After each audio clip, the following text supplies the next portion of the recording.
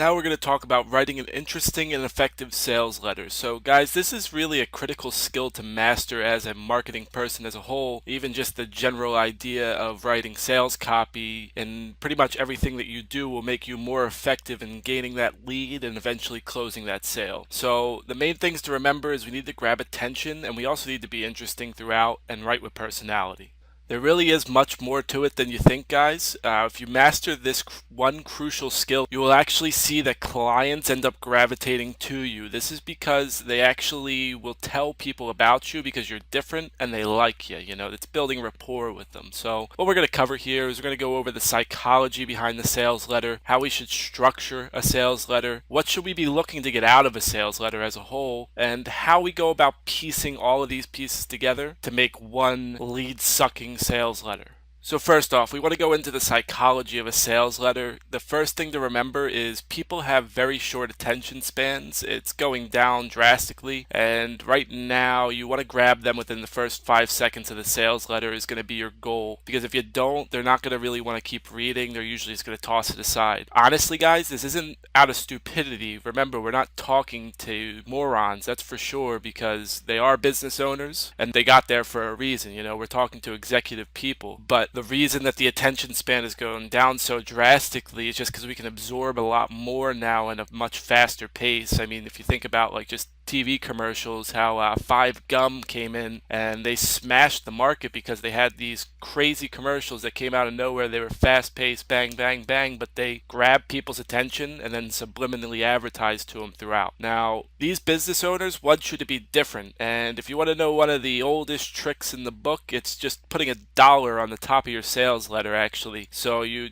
tape $1 to the top of the sales letter, then you write a certain copy out on the letter, and you tell them that this is just your gift of $1, and if they were to go ahead with you, that there would be many more of these dollars to come from that. So that's really the basics behind that one. There's much more to it, of course, but let's go a little deeper into the psychology of a sales letter. Your sales letter needs to be professional. It has to have absolutely no grammatical errors. You want it to be very interesting. You need to grab their attention at first, but you also have to write with personality. It needs to list the benefits of what the person's going to get out of it, out of contacting you or going to your website, what have you. They're always wondering what's in it for them. That's really, you need to make sure that you tell them what's in it for them. And then finally, I call it SNS, and it's just short and sweet. Your sales letter should never be longer than a page, because if it is, then it's going to be a little bit too long. It's going to throw off a lot of people right from the jump. Let's go into the structure of a sales letter a little bit. So these are two popular copywriting techniques. I actually learned them from face-to-face sales. This is where I first heard about them. Then I see people talking about it all the time for writing copy. But the first one is AIDA. So it's attention, interest, details, and action. And in details, it goes into the next acronym as well. But attention is going to be the first part of the sales letter, where we write our headline, we get them sucked into the letter and wanting to read more. Then from there, we write some body copy and get it interesting, get them wanting to keep reading and see how you're going to give them the solution they're looking for. And then we go into the details, and that's really where you go into your features, and from there, your benefits behind your features and what's in it for them. And then at the end, we're going to call them to action once, right before we actually put our signature down, and then in our PS again, we're going to call them back to action if they actually came down that far. Now the next acronym is FABs. Now when I originally learned it, it was just fab, but I added on a little bit more to it. So you want to do feature, advantage, benefit, and then so what.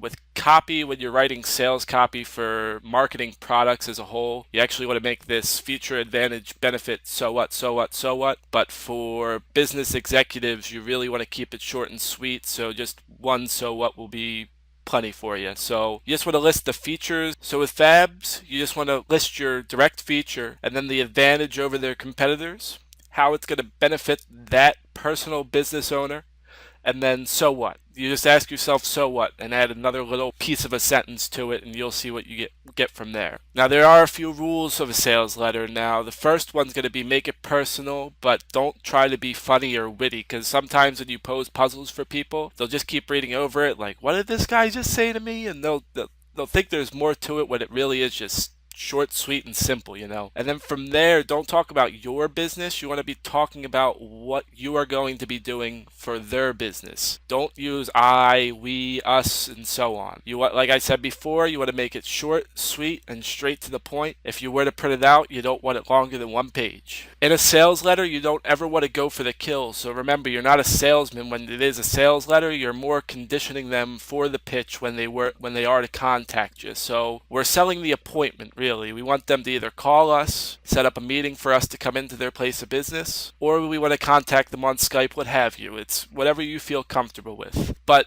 at the end of the day, you want them to want to talk to you, not the other way around. You're not trying to keep chasing them down. You want them to start chasing you. That's your goal here. So you don't want to try to sell them on the service right from the sales letter. You want to precondition them for it, but only pitch once you have closed the appointment. And that's only once you've got the appointment. I can't stress that enough. Now let's piece it all together, guys.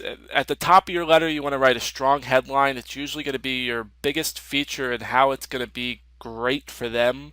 You want to grab their attention, make them want to read more. And then from there, you're going to have a body of your actual sales letter, which is probably going to be about 3 to 5 very, very short paragraphs, well written. And from there, you want to write with personality, like you were already talking to them face to face. So just put yourself in their place of business in your mindset. Make it seem like you're already talking to them. So you're talking in a discussion-like manner rather than an actual writing at them, you know. And then from there, you want to show them the benefits and what's in it for them. That's really the question they're going to be asking when they're reading the letter is, what's in it for me? That's what I want to know. And then from there, once you've done that, you're going to call them to action, whether that be go to your website or opt into a certain web form or even call you right away, what have you. But you want to make it urgent. So you need to do some sort of scarcity tactic here. You pretty much want to tell them that your schedule is open now, but it's not always like that. And if they try to contact you later, you might not have the chance to actually do business with them. That's usually enough that they can respect it. It's not really a hard close, you know. And then from there, if you're mailing the actual sales letter, just sign it with blue ink. And then at the end,